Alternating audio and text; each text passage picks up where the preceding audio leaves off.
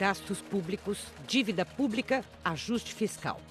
Desde o início da crise, este tem sido o principal foco dos debates sobre a economia.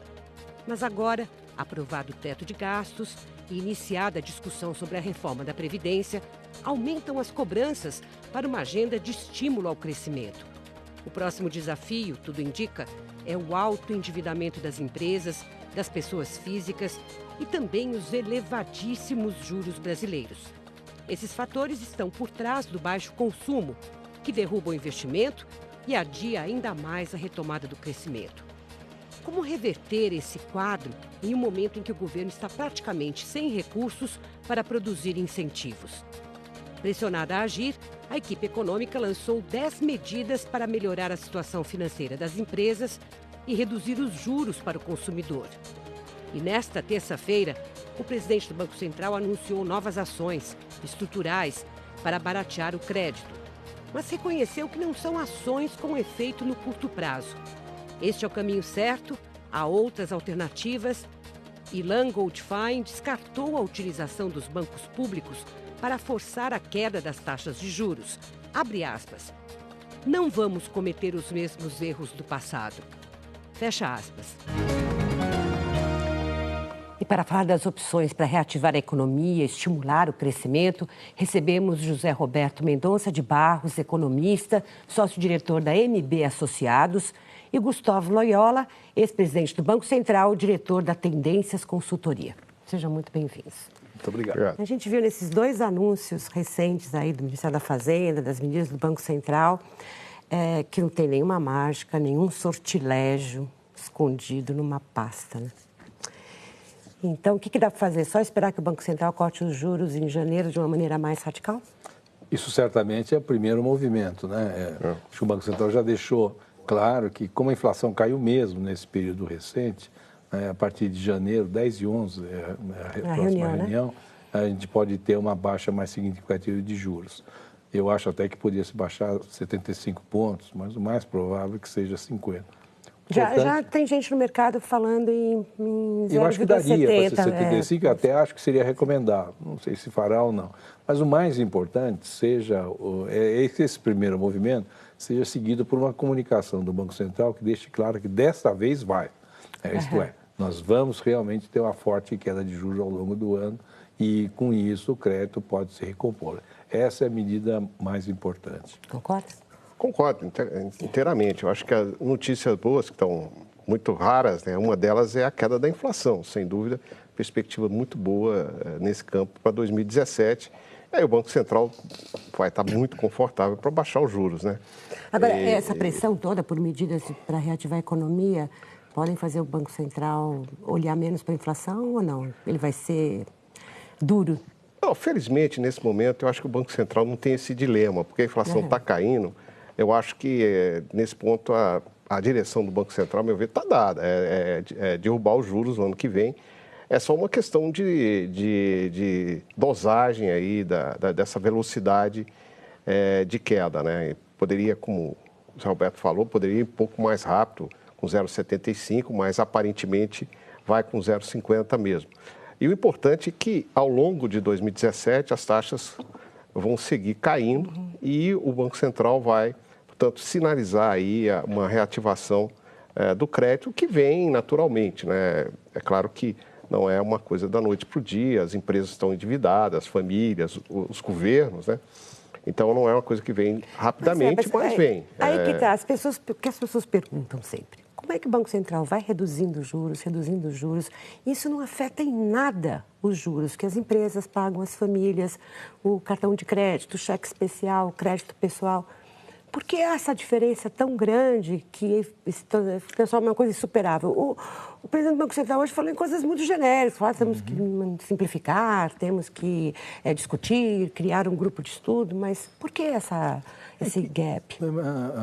Na verdade, né, o que já se baixou de juros é muito pouco. Foram 2 rodadinhas de 0,25. Né? Então, a rigor, o juro não baixou nada. Né? Agora é que deve começar a baixar mais. Mas antes de chegar até o plano do consumidor, digamos assim, acho que o primeiro impacto do juro é se a comunicação for dizer vai realmente continuar baixando, as taxas mais longas tendem a baixar. Isso facilita os bancos a renegociarem com seus clientes. Se o custo do dinheiro vai ficar menor, então, o primeiro resultado não é dar mais crédito, mas é, eventualmente, refazer a dívida que ele tem. A dívida que já existe das pessoas e empresas. O que já seria fantástico para começar a mover essa roda que está aí colocada. É porque tem muita gente fazendo exatamente isso. O nosso problema agora é de alavancagem. Como as empresas não estão endividadas, não conseguem pagar o que elas devem, portanto, mal conseguem produzir, vão encolhendo, vão diminuindo, vão cortando cada vez mais custos. Está correto esse diagnóstico? Está correto. O endividamento está muito elevado comparado com a geração de caixa das companhias, né? Porque a geração de caixa caiu muito em função da crise. Então, nessa questão da renegociação, não apenas é importante a redução das taxas, mas também o aumento do prazo de pagamento. Porque você ajusta o fluxo de pagamento para dar um fôlego, um fôlego da capacidade de que tem de diferença desta vez em relação ao passado é o seguinte: muitas companhias perderam venda em todos os setores desde 2015. Então, não precisava estar muito endividado para ficar atrapalhado, né? Se você vende menos, o caixa que sobra é menor. Para a mesma dívida que eu tinha, que quando eu vendia normalmente não era problema, agora ficou. Né? E pegou com isso muita gente no chamado contrapé, né? Mesmo gente cautelosa, criteriosa, hoje está muito atrapalhado por conta disso. Então, esta reviravolta só pode começar com uma baixa mais significativa dos juros e essa expectativa. Isso eu acho que vai fazer o ano que vem ser diferente desse ano danado de complicado que está terminando agora. Mas esses bancos que lucram tanto, já não poderiam ter tomado uma iniciativa de renegociar com seus credores que estão com a corda no pescoço? De que adianta ele matar um cliente que não consegue pagar, que pode vir a quebrar? Em relação a renegociar, fazer condições mais favoráveis, já que há tantas empresas endividadas? Eu acho que os bancos até têm renegociado, só que mantendo em condições ainda muito apertadas para os devedores, né? Porque exatamente com os juros altos e principalmente sem uma perspectiva clara até recentemente que eles iam cair, com a incerteza política, né? E as outras incertezas da economia, ficava muito difícil para os bancos eles partirem para uma renegociação mais agressiva. Então, vamos dizer, era quase como uma renegociação assim, de curto prazo, emergencial e tal, que não levava a um alívio ao final de contas, né? Então, assim, eu acho que as condições macroeconômicas, basicamente, e políticas, vamos dizer, do ponto de vista de incerteza e tal, que limitaram um pouco essa capacidade dos bancos renegociarem. Eu acho que tem dois problemas que apareceram, que se tornaram um pouco mais estruturais, que apareceram agora, um pouco na linha que você falou. Primeiro, o sistema bancário concentrou demais. É evidente que ele concentrou demais. E todas as empresas sabem. Quando um banco compra o outro, se eu tinha 1 milhão de crédito num banco e 1 milhão de crédito no outro, quando junto os dois, eu não tenho 2 milhões. 1 milhão, né? Ou no máximo 1 milhão e 200. Então, quando concentra demais, o crédito estreita mesmo. Como ao mesmo tempo nós não conseguimos desenvolver mercado de capitais, outras fontes que não o crédito bancário, que ainda é, né, de longe a maior, aí ficou atrapalhado. A segunda coisa que complicou esse cenário é que a lei de recuperação judicial, feita com a melhor das intenções para promover a recuperação das empresas, não recupera nada. Não muito mais que 1% das empresas que foram para a recuperação judicial se recuperaram. Então, porque é muito draconiano ainda? Não, porque muitas vezes os empresários demoram demais para pedir a recuperação. Quando pede, já não tem mais jeito. Você teria que pedir no começo, quando há uma pequena renegociação dando prazo, resolve. Porque essa nova lei de recuperação judicial, ela visava inclusive diminuir o spread bancário, né? Fazer com que os juros tivessem um custo, o empréstimo tivesse um custo menor, porque a recuperação era mais ágil. Não há percepção nessas recuperações que estão ocorrendo de que o credor está sendo mais bem protegido. Então, os bancos não estão vendo nenhuma vantagem nessa lei de recuperação que poderia trazer, né, em termos de aumento de oferta de crédito e melhora das condições, né, das taxas, dos spreads. Então, é preciso dar uma revisada na lei. Né, Gustavo?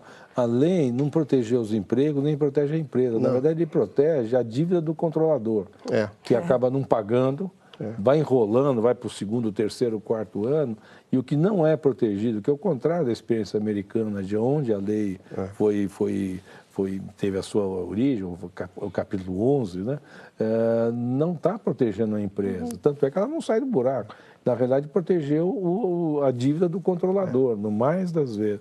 E aí o resultado é muito ruim, né? Tem sido muito ruim. E esse quadro, digamos, é uma característica original dessa crise que vivemos? Nós já passamos por isso, já tivemos soluções engendradas para esse tipo de problema ou não? Temos que descobrir agora isso. Acho que nós nunca tivemos mesmo uma crise tão profunda, né? Essa crise é inédita. Inédita. É só olhar na história do Brasil, se pegar em 1900, trazer até hoje, nós só tivemos 2 vezes onde o PIB caiu 2 anos consecutivos, 30, 31 e esses 2 anos. E agora está caindo mais do que lá então.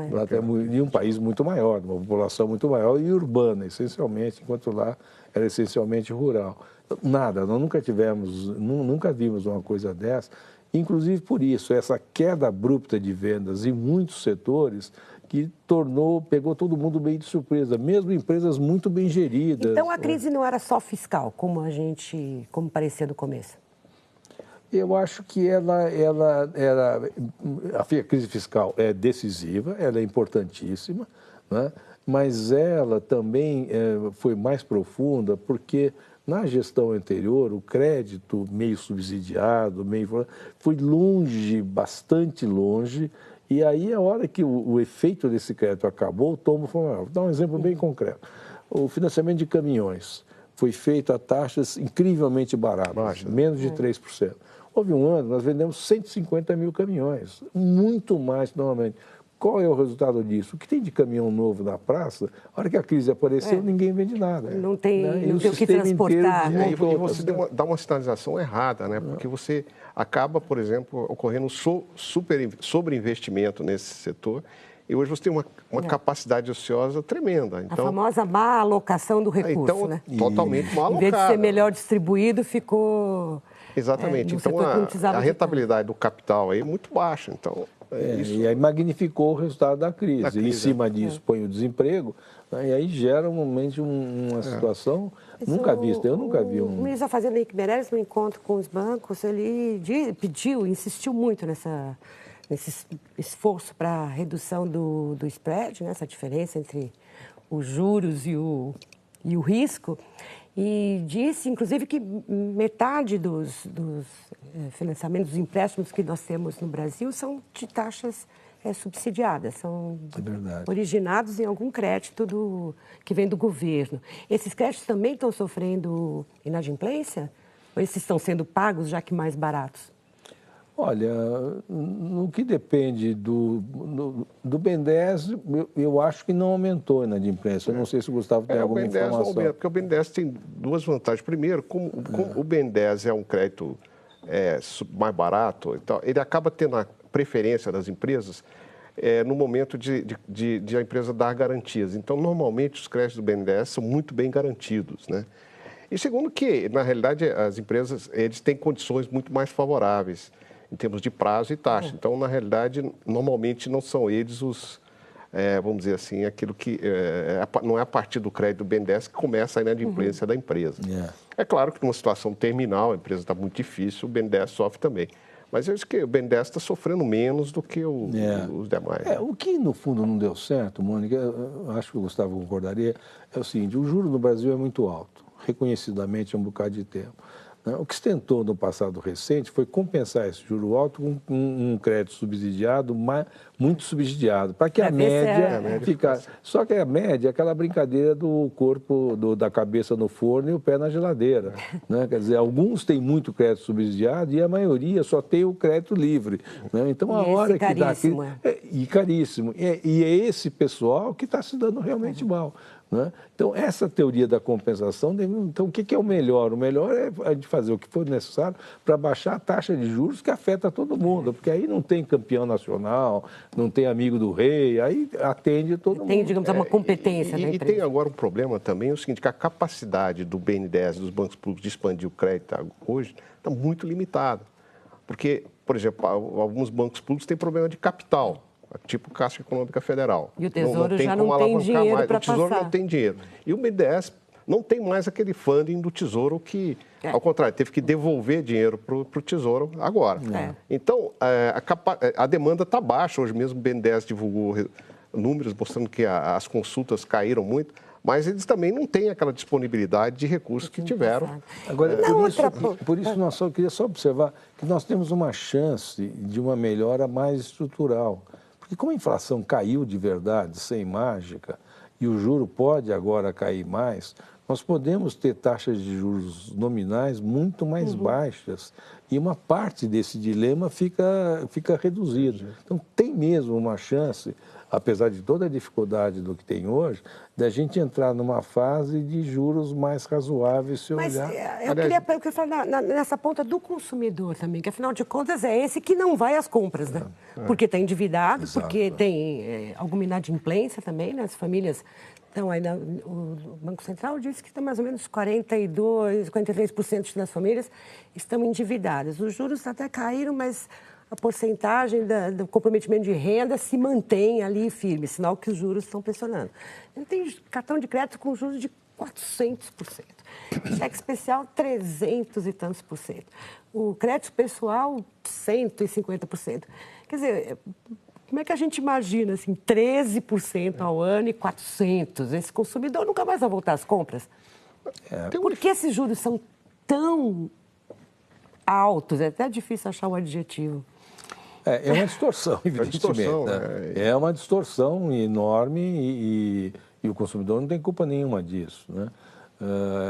Em parte é exatamente essa tentativa de compensação com uma parte subsidiada e uma parte do juro livre muito elevado. Porque os bancos vão buscar, então, isso aqui para fazer o seu lucro? O juro básico é elevado e os spreads são muito elevados.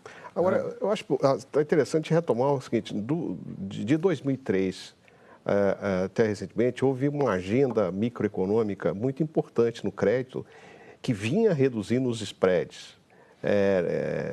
Por exemplo, o consignado. O consignado foi uma inovação. O consignado reduz para 30%, 27%. Mas em relação aos anteriores, o problema é que agora você tem um aumento da concessão de crédito nessas linhas mais caras, como cartão de crédito e cheque especial, que são realmente caríssimos. São créditos clean, né, que não tem garantias, né? São créditos muito caros.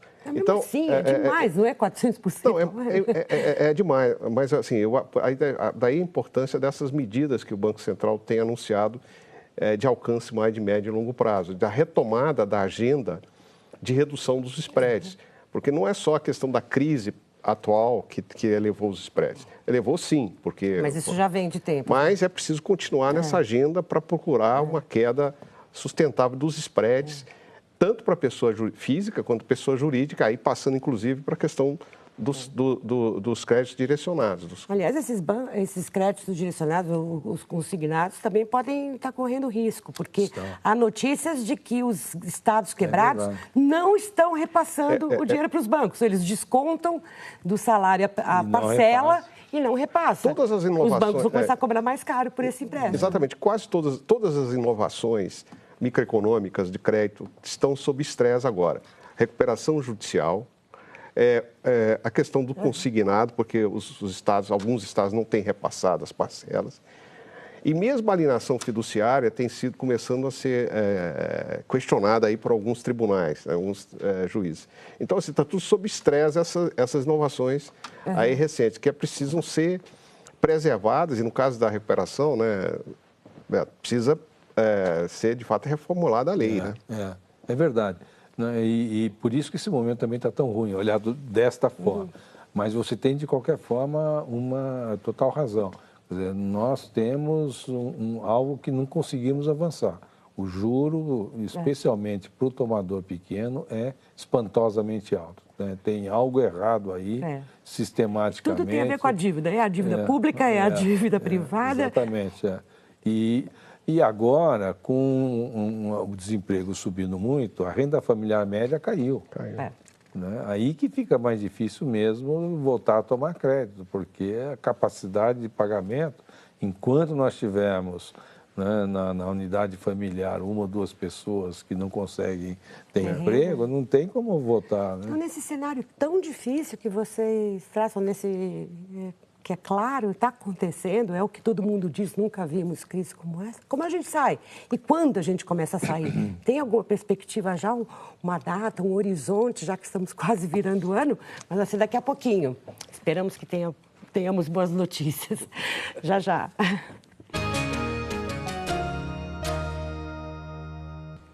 Nós ficamos meses e meses e meses analisando o ajuste fiscal, a PEC do teto, os problemas da dívida, e agora passamos por uma outra etapa, o endividamento das empresas, das famílias e os juros e o spread tão altos.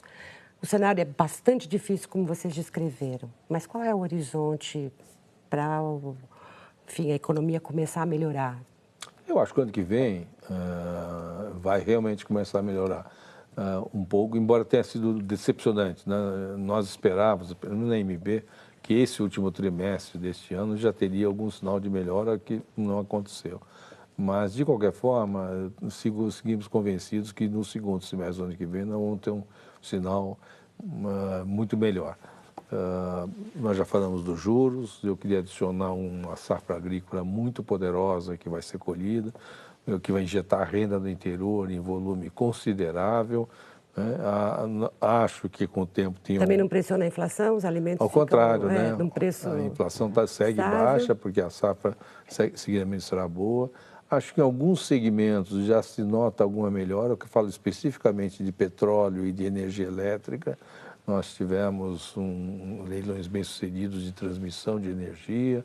Em petróleo tem investimento acontecendo, isso ajuda a mover um pouco, aliás, é uma boa coisa para o Rio de Janeiro, né? Se petróleo voltar a melhorar e ter mais investimento. Alivia um pouco a situação caótica do Estado. De fundamento. Né? Existe uma série de leis que já foram votadas, outras de reformas que estão em andamento, e se não houver muito mais tempestade política, né, eu acho que nós estamos prontos para começar... Isso ninguém pode garantir. Não.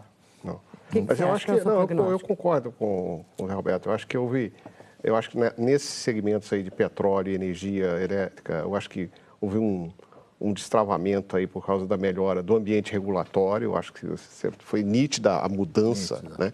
E no caso da Petrobras, uma mudança de gestão que vai permitir a retomada do investimento e tal, depois a empresa mais desalavancada, com menos dívida, né?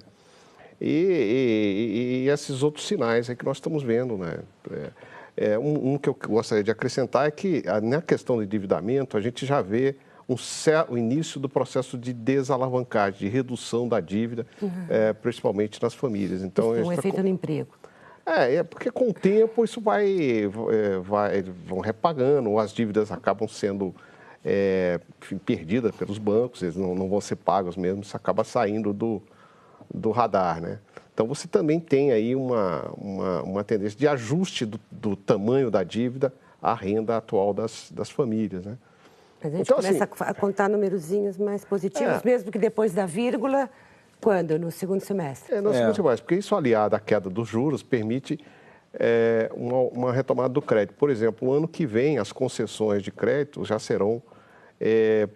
crescerão. Quer dizer, esse ano houve uma redução, ano que vem deve haver aumento das concessões de crédito, tanto para pessoa jurídica como pessoa física. Pequeno aumento e tal, nada de espetacular, mas já é um outro aumento. Setor que pode ter alguma melhora no ano que vem é o setor imobiliário, que houve um estoque não vendido de imóveis devolvidos que está sendo de alguma forma digerido, renegociado. Então já sente algum movimento de lançamentos que deve tomar um pouco mais de tamanho no segundo semestre. Ou seja, acho que está começando E aí tem recursos, quer dizer, tem recursos... Carimbados, né? Carimbados nos bancos e vinha num processo muito O que caiu foi o comprador, né? Ele que desapareceu. Agora eu acho que com isso volta e Tomara.